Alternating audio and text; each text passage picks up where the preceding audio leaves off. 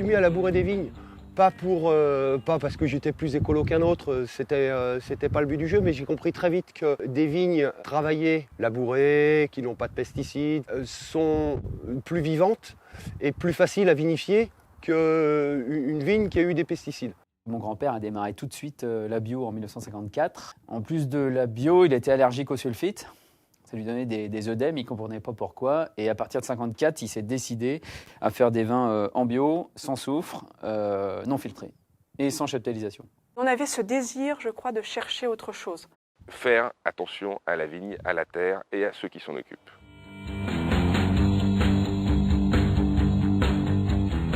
Je me suis rendu compte que vraiment rentrer un beau raisin, c'était la base du vin, de tous les vins même. Voilà. Plus ton raisin est beau, moins tu as à faire de manipulation dessus, à rajouter de produits. Texture de vin, il y a un soyeux, c'est ça que j'aime moi, ce soyeux-là. Et puis derrière ce soyeux, paf, tu as l'origine dans les acides, tu as la finale un peu précise.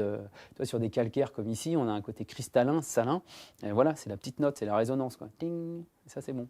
Quand vous avez un beau raisin qui a une belle maturité, une belle acidité, il n'y a rien à rajouter, il n'y a rien à corriger. On laisse le temps faire, on laisse la fermentation opérer, et c'est ça qui est merveilleux, c'est que c'est magique. Ce produit, c'est respecter le raisin, le prendre, et vu qu'on respecte la vigne, vu le travail qu'on fait dans la vigne, on a un raisin qui est sain quand il rentre au cuvage, et de faire un vin de ce produit transformé naturellement par les micro-organismes qu'il compose. La première fois que j'ai eu de l'émotion sur un vin, je me suis dit, quand je serai grand, je voudrais faire ça, quoi.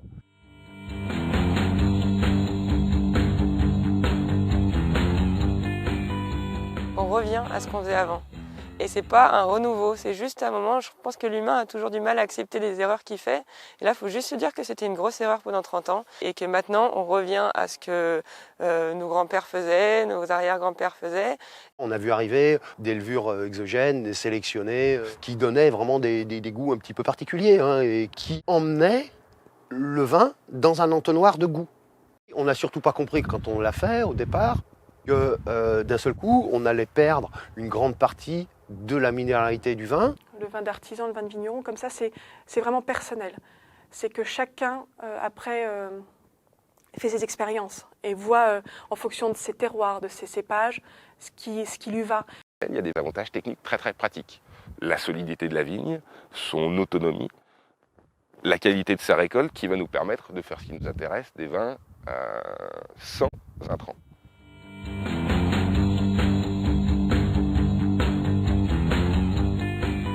C'est des vins de passion.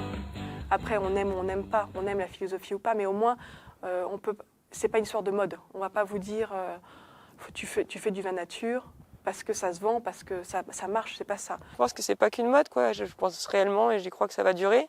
Et que ceux qui font ça juste pour le côté économique de la chose verront que c'est tellement de travail que derrière, c'est obligé d'avoir un peu une passion. Je regrette pas. 15 ans après, je me dis, je suis vachement heureuse de ce qu'on a fait. Ça reste une quête, voilà. Une quête qui fait que de temps en temps, on cherche le plus. On réussit rarement. De temps en temps, on se dit, tiens, on met le doigt sur quelque chose, on pourrait s'approcher de...